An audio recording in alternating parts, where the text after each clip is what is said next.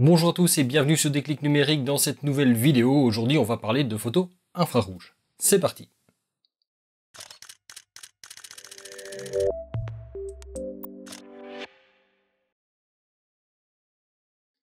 La photographie infrarouge est une technique vraiment très particulière, tout simplement parce qu'il s'agit de photographier quelque chose que l'on ne voit normalement pas. Nous ne sommes pas capables de percevoir les infrarouges, par contre les capteurs de nos appareils photo, eux, le sont. Ceci dit, normalement, pour éviter des problèmes de dominante de rouge et des problèmes de système d'autofocus dans les appareils, la plupart des appareils ont un filtre qui les protège des infrarouges, ce qui les rend pas très sensibles, mais ils sont quand même toutefois capables d'en capter. Pour faire de la photographie infrarouge, il y a globalement deux techniques. La première, c'est de modifier son appareil photo, c'est-à-dire de défiltrer l'appareil, éventuellement de remplacer par un filtre partiel, ce qui va permettre au capteur de capter vraiment toute une plage d'infrarouge, mais en contrepartie qui le rend totalement inutilisable pour la photo classique. C'est une opération qui est coûteuse, c'est une opération qui peut éventuellement mettre en danger l'appareil, ça ne peut se faire que forcément par des professionnels du genre. Ici, c'est pas de ça dont je vais vous parler parce que ça implique des coûts, ça implique forcément d'avoir du matériel dédié et ça bien sûr tout le monde ne va pas le faire, y compris moi. Si vous n'avez pas envie de modifier votre appareil, vous pouvez toujours, comme moi, utiliser un filtre infrarouge. Ce filtre est un filtre Hoya R72 qui en fait simplement va filtrer la lumière visible jusqu'à une longueur d'onde de 720 nanomètres, ce qui est globalement l'entrée des infrarouges proches, c'est-à-dire juste qui est au-delà du seuil des rouges normaux. Globalement, quand vous mettez ça sur votre appareil, c'est comme si vous le rendez quasiment aveugle à tout ce qui est couleur, le bleu, le jaune, etc.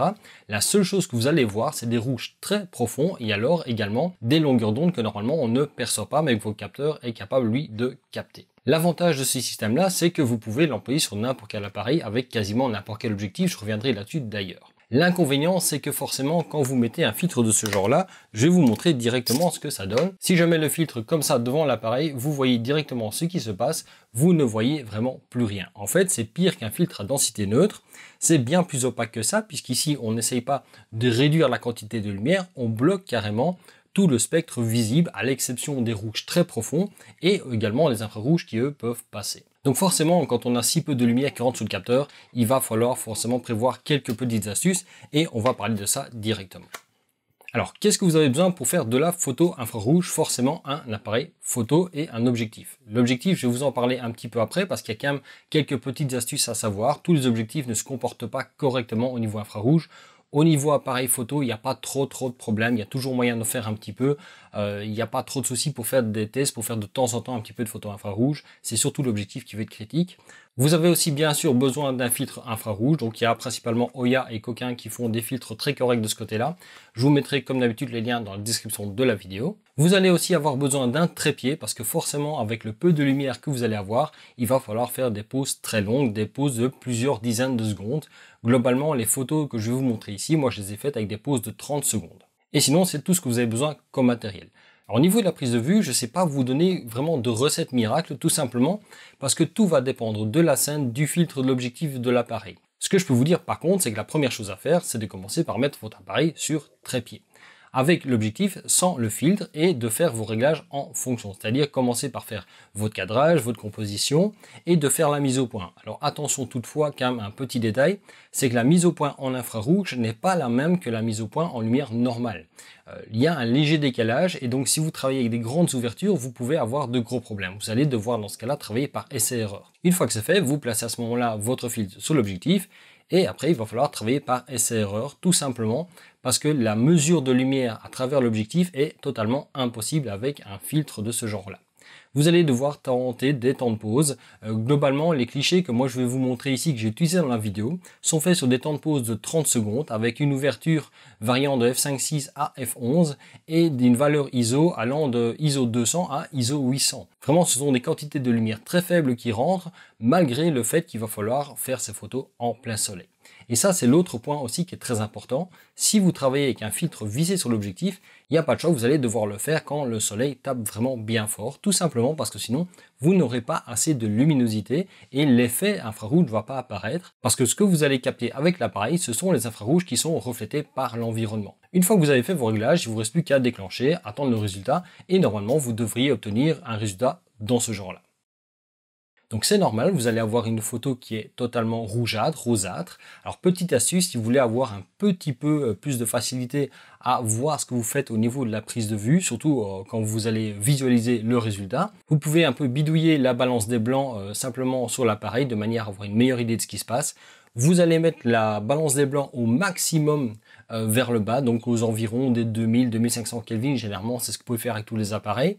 Et si vous en avez la possibilité sur votre appareil aussi, c'est de décaler la balance des blancs au niveau de la dominante de couleur.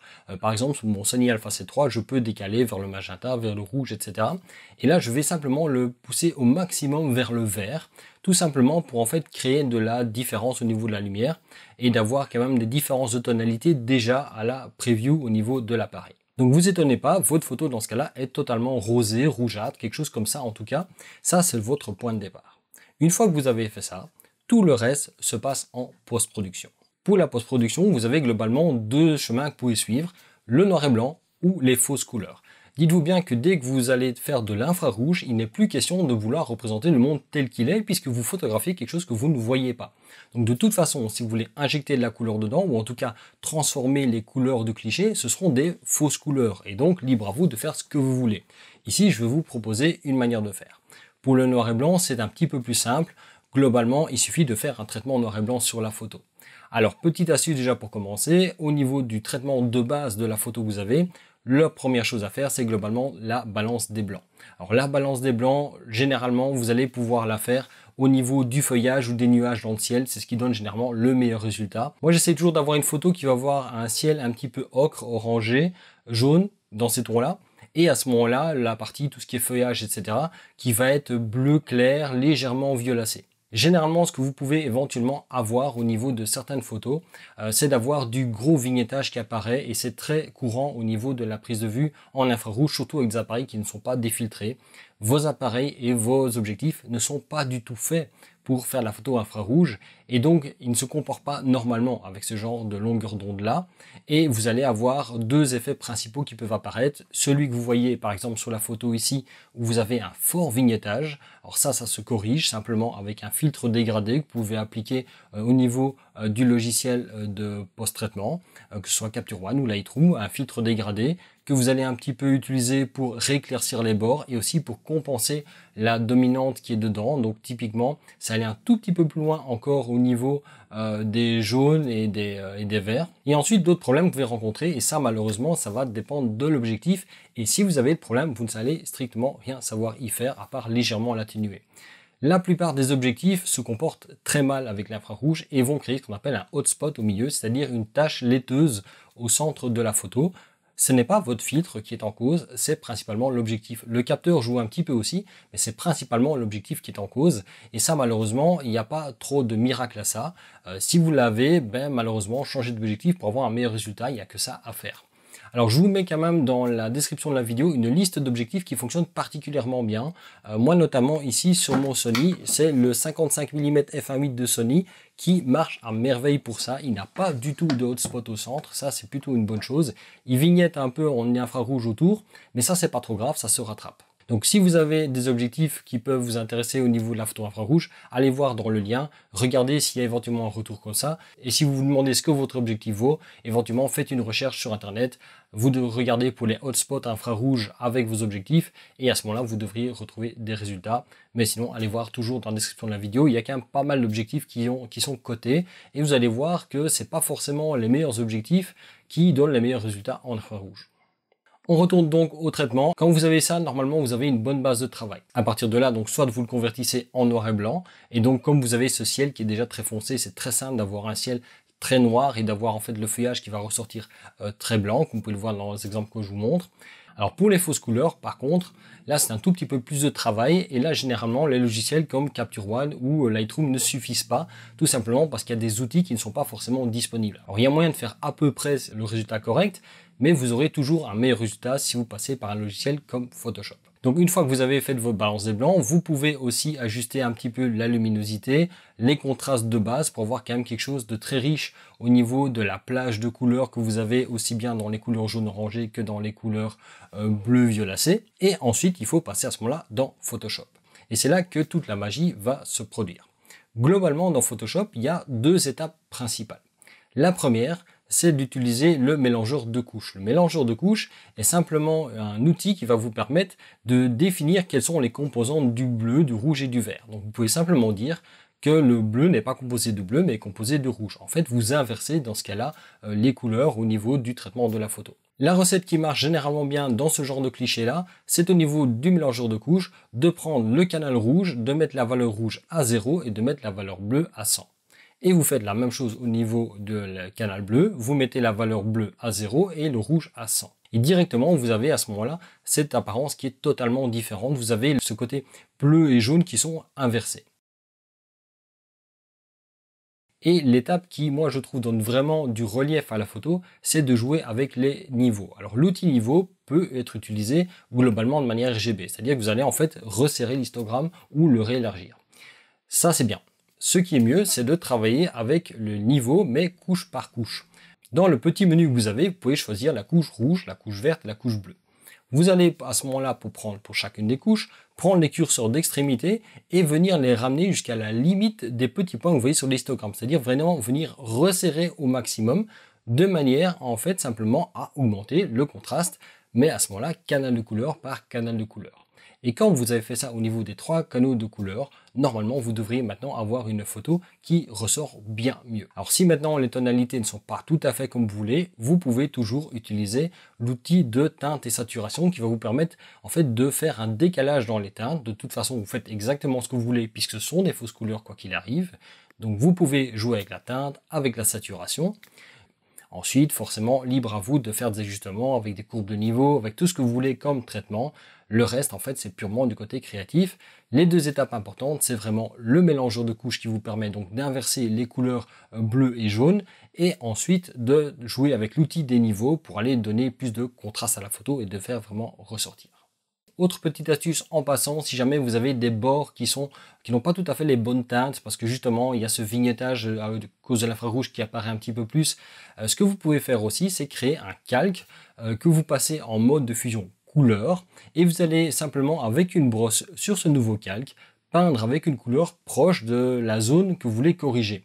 Donc si dans le ciel par exemple, comme là il y a une teinte un petit peu violacée, vous échantillonnez la bonne couleur de ciel quelque part à proximité et vous allez peindre avec un flux relativement léger pour aller progressivement atténuer tout ça et pouvoir un petit peu homogénéiser les teintes. Et une fois que vous avez fait tous les ajustements, votre photo est prête.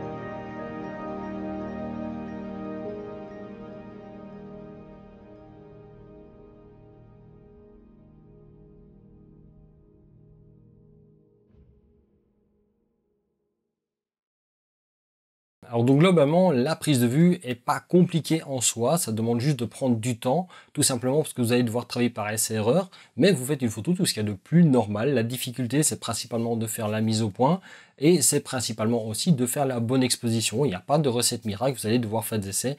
Le but étant que vous n'ayez pas d'écrêtage, c'est-à-dire que votre photo soit pas trop sombre, mais que vous n'ayez pas de zones cramées, parce que des zones cramées sont totalement irrécupérables. Donc dans ce cas-là, essayez d'avoir un histogramme en infrarouge qui est correctement positionné avec aussi bien des zones sombres que des zones claires. S'il y a des petites variations à faire, vous pouvez toujours le rattraper un petit peu en post-traitement, c'est pas un souci. J'ai oublié de le préciser, mais bien évidemment, vous devez absolument shooter en RAW, il n'y a pas de choix dans ce cas-là. Je vous conseille aussi vivement de travailler en mode manuel parce que les modes semi-automatiques n'arriveront pas à travailler, n'arriveront pas à mesurer la lumière correctement. Si jamais vous n'avez pas assez avec un temps de pause de 30 secondes qui est globalement la limite habituelle des appareils, vous avez la possibilité de travailler en mode bulb avec une commande externe de manière à pouvoir faire des temps de pause plus longs. Mais normalement, avec 30 secondes, il y a moyen de gérer. N'hésitez pas à monter un petit peu en ISO plutôt que de vous commencer à vous compliquer la vie avec des télécommandes externes. Voilà donc pour cette petite vidéo sur la photographie infrarouge. J'ai pas voulu aller trop dans le détail dans les différents éléments. Je voulais surtout vous montrer le processus général, vous montrer un petit peu comment travailler. C'est très difficile de vous dire exactement quoi faire parce que ça change énormément de situation en situation. En tout cas, normalement, là, vous avez les bases pour pouvoir commencer. Si jamais vous avez des questions, n'hésitez pas à les poser dans les commentaires. Ils sont là pour ça. Quoi qu'il en soit, si cette vidéo vous a plu, comme d'habitude, likez-la, commentez-la, partagez-la. N'hésitez pas de vous abonner à la chaîne, d'activer les notifications. Comme toujours, vous pouvez me suivre sur Facebook via la page Facebook de Déclic Numérique. Il y a le compte Twitter de Déclic Numérique et mon compte Instagram. Vous retrouvez le lien de tout ça à la fois dans la description de la vidéo, mais aussi dans la bannière de la chaîne. Et sinon, moi, je vous dis à la fois prochaine pour une nouvelle vidéo sur Déclic Numérique.